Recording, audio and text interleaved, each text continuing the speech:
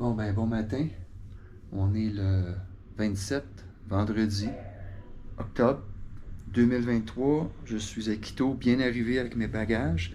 Ça, c'est ma chambre. Euh, Mes bagages. Là-dedans, j'ai ma pagaie. C'est quand même assez long. Je pense que ça doit être 45 pouces de long. J'ai pas été chargé pour un oversize. J'ai mis mon équipement, mes vêtements de kayak, puis un de mes casques là-dedans. J'en ai un deuxième dans ça. Et pas de problème, American Airlines numéro un, aucune perte de bagages à l'heure, aucun retard nulle part, tout est beau.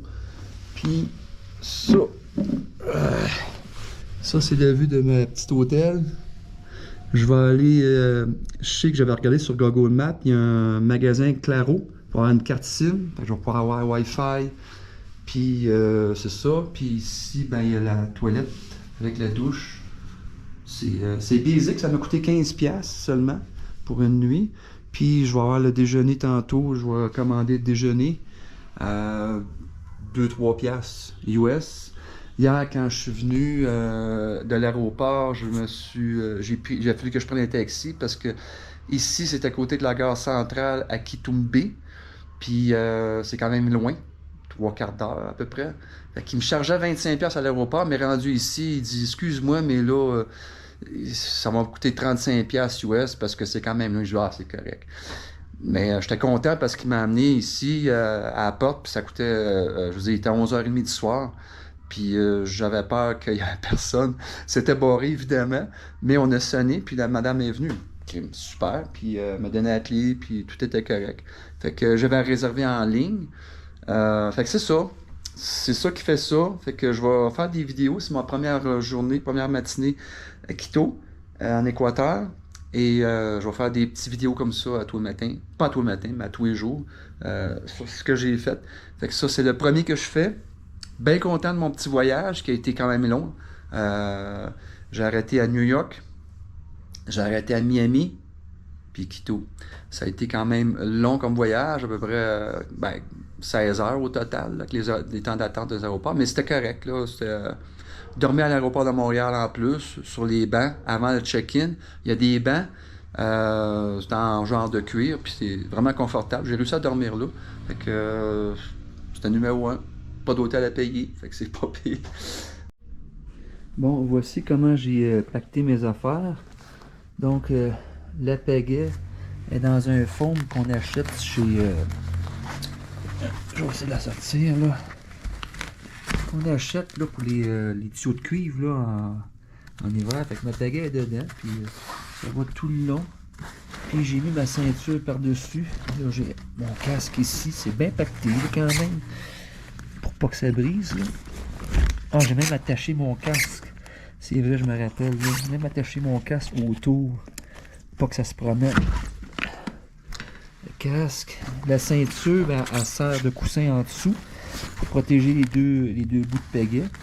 Puis à l'autre bout, j'ai mis un foam qui a servi à, à un ordinateur que j'avais commandé. Fait que c'est un foam qui est super épais puis il est en bon état. Fait que les deux pales sont dedans, séparées par des enveloppes là, de bulle à air avec des enveloppes d'Amazon. Les pales sont là, sont en bon état. Fait que c'est comme ça que j'ai pacté ma pagaie. Fait qu'on se demande souvent, tu sais, comment je vais faire pour pacter mes affaires, ma pagaie, pis ci, pis ça. Tellement de questions quand tu t'en vas ailleurs que on n'a pas souvent des réponses. Ben, je vais essayer de vous donner pas mal de trucs que j'ai fait. Puis dans ce bagage-là que je voulais amener, j'ai mis un de mes casques, j'ai deux casques, un full face mais un normal. J'ai mis tous mes équipements de dry, là. Le shorty, le long, le manche longue, puis le full dry. Puis d'autres affaires, puis tout mon stock est là, mais j'ai pas de kayak. Mais le kayak est à Baeza, fait que il est déjà réservé. Il reste à aller le voir et l'acheter. Fait que ben c'est ça. Sur ça, ben moi je vais aller me promener, je vais aller acheter ma carte SIM. Première étape, dans chaque pays que je vais, j'achète une carte SIM, j'ai le téléphone, j'ai le GPS, je pointe où ce que je suis pour revenir au bon endroit, à bon hôtel. Comme ça, si je me perds, je m'en fous, je peux revenir n'importe comment, il n'y a pas de problème. Et ben, pouvoir contacter les gens, là, c'est important. Là, mettons, t'es mal pris, je sais pas.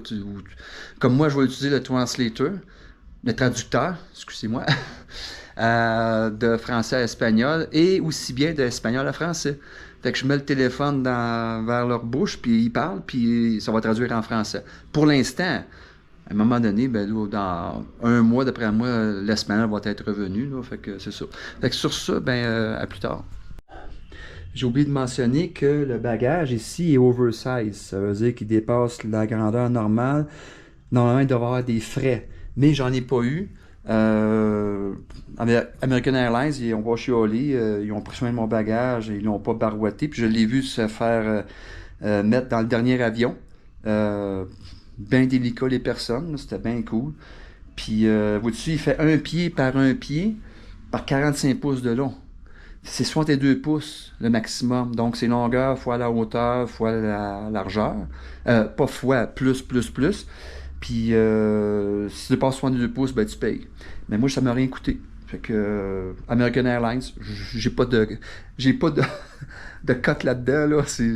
Je veux pas les vanter, mais ils sont vraiment bons. C'est vraiment ça à coche. Le billet m'a coûté 850$ aller-retour jusqu'au 18 avril. Plus une assurance que je peux revenir n'importe quand. Une assurance pour les bagages jusqu'à 3000$. Fait que c'est ça, c'est pas pire. Vraiment pas pire. Voici un peu un endroit de Quito. C'est ça que ça a l'air.